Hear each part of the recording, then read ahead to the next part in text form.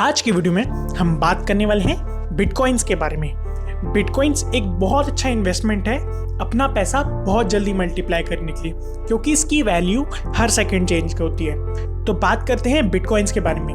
Bitcoins एक virtual currency है, जैसे हमारे रुपीज़ और डॉलर्स होते हैं ना, वैसे ही, पर ये सबसे अलग है क्योंकि इसको हम लोग देख भी नहीं सकते ना टच कर सकते हैं। इसको सिर्फ हम अपने जो ऐप्स होते हैं ना उसके वॉलेट में से स्टोर कर सकते हैं, इसलिए इसे एक डिसेंट्रलाइज्ड करेंसी माना जाता है। मतलब कोई बैंक या अथॉरिटी इसका ओनर नहीं होता है। बिटकॉइंस इंडिया में पहले वैलिड नहीं थे क्योंकि इसकी कोई स्पेसिफिक अथॉरिटी नहीं थी जो इसे देखे, पर कुछ टाइम पहले बिटकॉइंस को इंडिया में लीगल कर दिया है और आप इसकी ट्रेडिंग कर सकते हैं।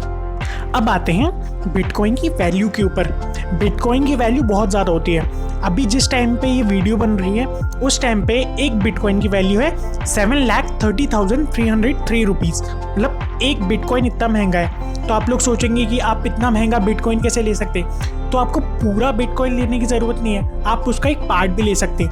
आप मिनिमम 100 रुपीज़ से एक बिटकॉइन का पार्ट ले सकते हैं, तो आपको पूरा बिटकॉइन लेने की ज़रूरत नहीं है। ठीक है, नेक्स्ट आते हैं कि बिटकॉइन को हम कैसे यूज़ कर सकते हैं। देखो, बिटकॉइन को हम सीधे सीधे एक दूसरे को ट्रांजैक्शन करने के लिए यूज़ कर सकते हैं। नेक्स्ट आते हैं कि हम लोग बिटकॉइंस खरीदे कैसे।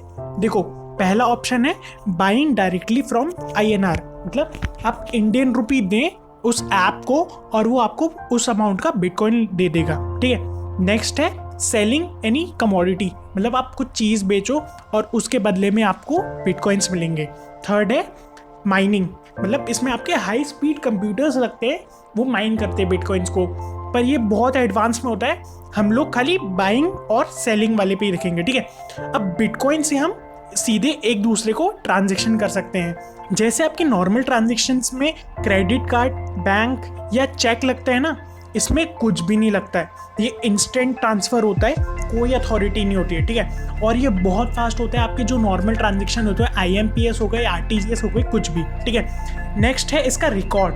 तो ट्रांजैक्शन पब्लिक लेजर अकाउंट ये होता है ना, इसमें इसका रिकॉर्ड होता है और कोई बैंक की तरह कोई इसका अकाउंट नहीं रखता है, पर जो भी ये ट्रांजैक्शन होता है ना उसे कहते हैं हम लोग ब्लॉकचेन। ठीक है, इसकी वैल्यू होती है ना वो कम ज़्यादा होती है हर सेकंड, क्योंकि इसको रेगुलेट करने की कोई अथॉरिटी नहीं है, तो इसलिए इसकी वैल्यू हर सेकंड चेंज होती है। वैसे ही हम लोग म्यूचुअल फंड्स या शेयर्स में देखें तो इतनी जल्दी वैल्यू चेंज नहीं होती, क्योंकि वहाँ पे रेगुलेट करती है।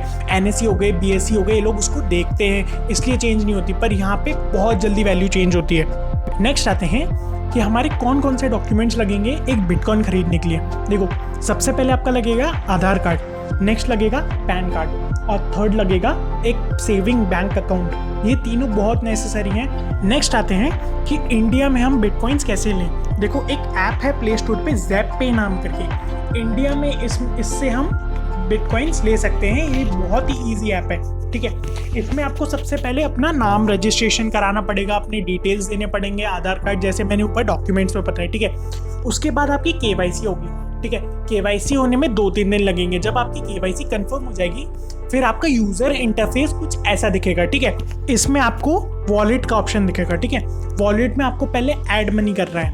आप चाहे बैंक से कर सकते हैं, UPI से कर सकते हैं, MobiKwik से कर सकते हैं। ठीक है, जैसे ही आपने पैसे ऐड कर लिए उसके बाद आप बिटकॉइंस में जाएंगे। यहाँ पे जैसे BTC दिख रहा है, ठीक है, वहाँ पे आपको बाय पे करना है और जो लाइव रेट होगा ना उस टाइम पे आपको बाय करना है, चाहे जितना भी हो। ठीक है, जैसे आपने बाय करा, ठीक है, अगर आपको सेम डे पे बेचना है तो वो होगा इंट्राडे। और आपको अगर ज़्यादा अमाउंट चाहिए या आप इन्वेस्टमेंट लिए कर रहे हैं तो आप लॉन्ग टाइम के लिए करेंगे। ठीक है, तो आप इसको बाद में सेल करेंगे।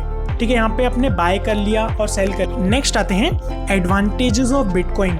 हमारा पहला एडवांटेज है लेस ट्रांजैक्शन फीस।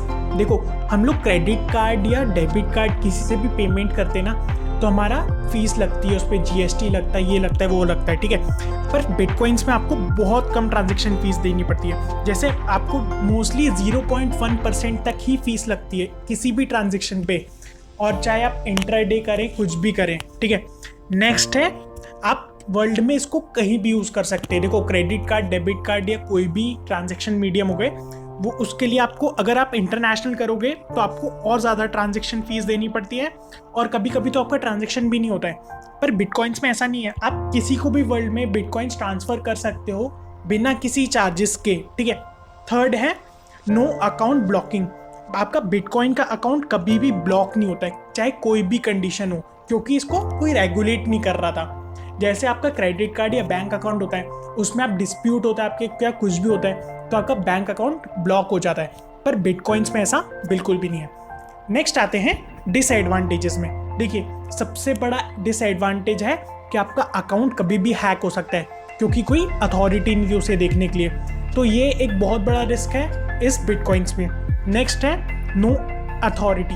हाँ, जैसे हमने जब से हम लोग डिस्कस कर रहे हैं कि कोई अथॉरिटी नहीं होती है, तो आपका पैसा कहाँ जा रहा है, किधर है, इसको कोई नहीं देख रहा है, ठीक है। अगर आप बिगनर हो तो आपको बिटकॉइन से स्टार्ट नहीं करना चाहिए। सबसे पहले आपको म्यूचुअल फंड्स लेना चाहिए, उसके बाद शेयर्स पे जाना चाहिए, उसके बाद बिटकॉइंस पे जाना चाहिए। और अगर आपको म्यूचुअल फंड्स के बारे में सीखना है तो इस चैनल में एक प्लेलिस्ट है म्यूचुअल फंड्स नाम करके, उसमें आप पहले बेसिक सीखें म्यूचुअल फंड के, फिर उसके सीक्रेट सीखें, फिर उसके बाद नेक्स्ट वीडियो आने वाली है शेयर्स के बारे में, पहले शेयर्स सीखें, फिर आए बिटकॉइंस पे। देखो, इन्वेस्टिंग बहुत सही है, पर इन्वेस्टिंग सही टाइम पे करना चाहिए अगर हमें प्रॉफिट चाहिए, वरना इन्वेस्ट तो हर कोई कर लेता है, ठीक है। अगर ये वीडियो पसंद आई हो तो प्लीज़ लाइक करें और प्लीज़ सब्सक्राइब करें इस चैनल को।